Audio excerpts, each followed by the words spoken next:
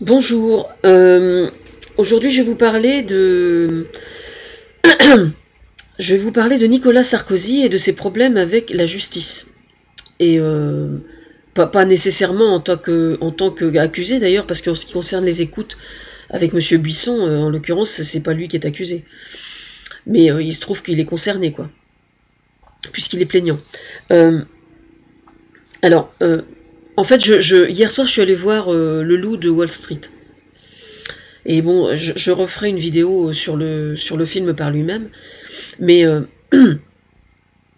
ce qui m'a frappé quand même, et qui m'a fait sourire, enfin qui m'a fait rigoler, je dois dire, c'est quand le FBI commence à fourrer son nez dans ses affaires, dans ses histoires, il parle de harcèlement.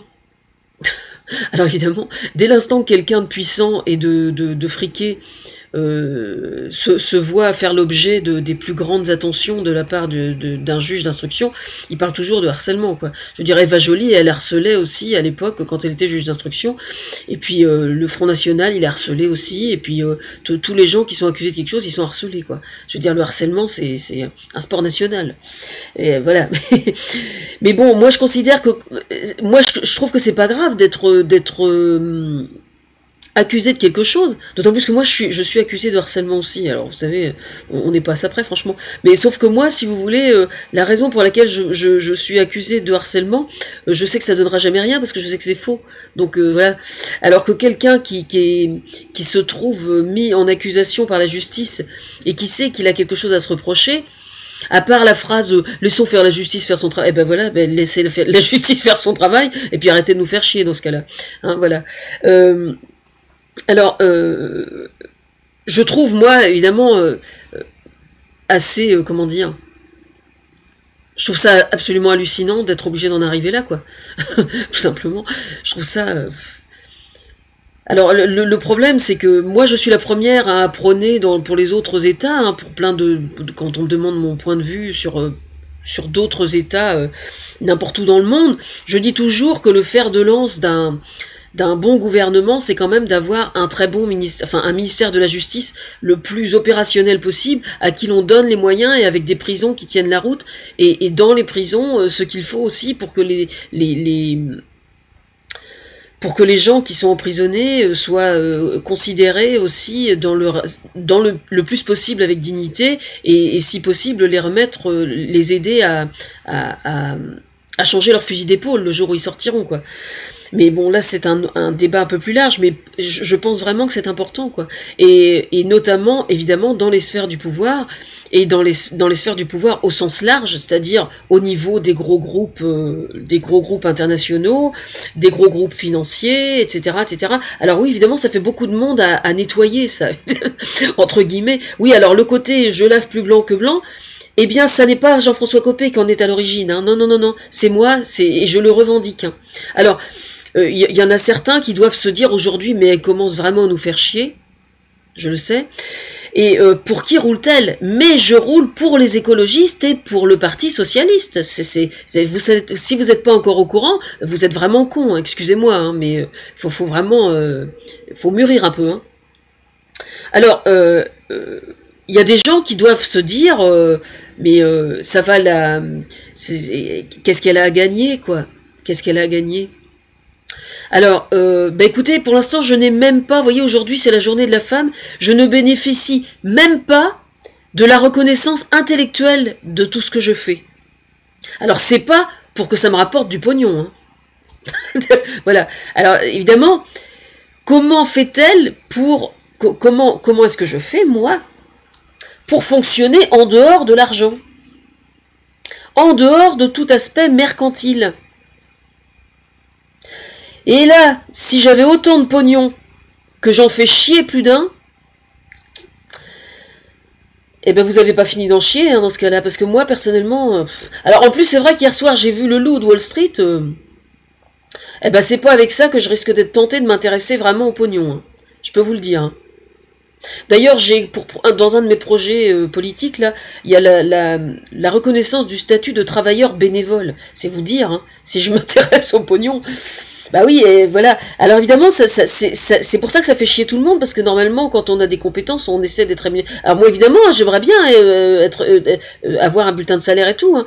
Mais il se trouve que pour défendre certaines causes, eh bien, le fait de ne pas en avoir nous rend aussi plus percutants, quoi. Parce qu'on peut pas nous accuser de le faire de façon intéressée.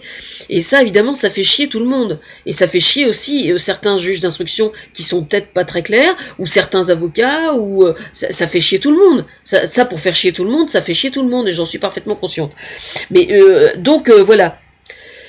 En fait, je roule pour qui? Eh ben, je roule pour les idées que je défends, hein. Voilà, tout simplement. Je roule pour les idées que je défends. Voilà. Et ça n'a rien à voir avec le pognon. C'est un fait. Voilà.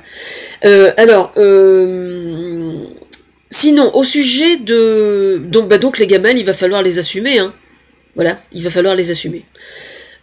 Je souhaite bien du courage au juge d'instruction, soit dit en passant.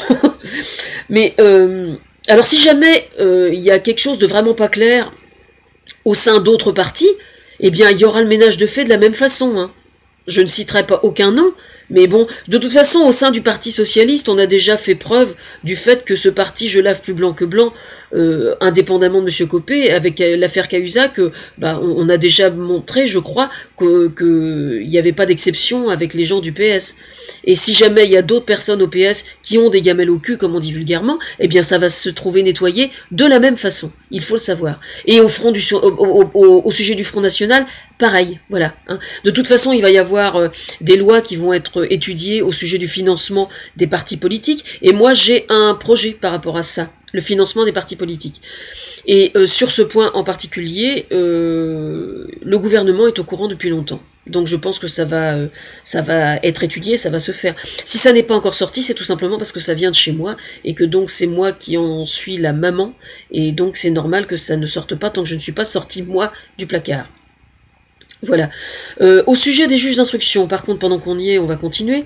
Il y a Dieudonné et sa clique qui m'ont mis un extrait d'un de ses spectacles sur YouTube, où il était question d'un juge d'instruction à Toulouse qui se serait rendu coupable de certaines petites soirées avec des enfants, enfin un truc de pédophilie. Alors je n'ai pas eu les détails exactement, mais il est vrai qu'il y a une époque où il y avait des gens puissants qui, sous prétexte qu'ils étaient riches et puissants, considéraient qu'on pouvait très bien passer quelques soirées assez amusantes, etc., avec des enfants. Alors, ces gens-là, ce juge d'instruction, figurez-vous, se serait senti coupable à un moment, et donc se serait confié à ses deux fils, et les deux fils seraient venus voir Dieudonné. Voilà. Alors comme quoi Dieudonné n'est pas si mauvais que ça, vous voyez, il sort peut-être d'énormes conneries dans certains de ses spectacles, mais il ne sort pas que des conneries, visiblement. Mais je ne doute pas à l'instant qu'il soit attentif à ce problème-là. Alors, que ce soit pour le juge d'instruction dont il est question, ou que ce soit pour n'importe qui d'autre qui verra cette vidéo et qui est un violeur passé ou encore actif, pédophile passé ou encore actif, je ne saurais trop lui recommander d'aller à la gendarmerie pour faire une déposition en expliquant, voilà, je m'appelle un tel, voilà, à telle époque, j'ai été pédophile, j'ai violé tel petit garçon, telle petite fille, et je plaide coupable. Je demande à être soigné. Alors, il faut savoir en fait que si je dis ça, je suis parfaitement consciente que comment dire, je vais probablement choquer énormément de gens. Choquer pourquoi? Choquer parce que c'est un sujet extrêmement tabou, et dans les familles où il y a des pédophiles ou des violeurs, et il faut savoir, hein, parce qu'il y en a certains qui s'imaginent qu'ils sont super bien planqués et que ça ne se saura jamais.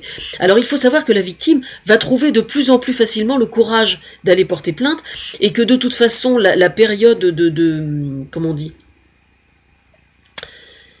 il y a la période de prescription. La période de prescription va soit être très largement rallongée, soit carrément supprimée. Comme ça, au moins, le coup du vieux papy qui a violé il y a 30 ou 40 ans, eh bien, youpi, on va pouvoir enfin faire ce qu'il faut. Il y a des projets de loi, hein, j'ai entendu ces jours derniers, c'est dans les cartons, on va y arriver, vous inquiétez pas. Hein. Et non, mais il faut savoir que vis-à-vis de vos enfants, c'est-à-dire que dans une famille, quand vous avez un violeur, un père incestueux, etc., il faut savoir que ça sort systématiquement, hein, ça va sortir. Hein. Il n'y a aucun souci. Hein. Je veux dire, la mère consentante et qui ferme les yeux, c'est pareil. Hein. Je veux dire, les enfants, c'est fini maintenant, ils ferment plus leur gueule. Hein. Ah ben c'est sûr que vous allez les perdre, oui, évidemment. Si vous êtes effectivement complice, si vous avez été complice, vous allez les perdre. Oui, oui, bien sûr. Mais si jamais vous allez plaider coupable, vous avez plus de chances qu'ils vous pardonnent un jour que si vous n'allez pas vous dénoncer. Donc vous avez tout intérêt à vous dénoncer. Il faut simplement le savoir. Mais vous savez, quelqu'un qui a été victime d'un viol ou d'un inceste, plus ça va, plus il prend conscience qu'il peut vivre détaché de ses parents. Hein. Y a d'autres familles qui sont prêtes à les adopter, effectivement. Hein. Donc vous inquiétez pas. Hein. Je peux pas être plus clair, je pense. Voilà, comme quoi, si certains doutaient que j'étais... Voilà. Bon. Sinon, je cours toujours après un contrat de travail, quand même. J'aimerais bien.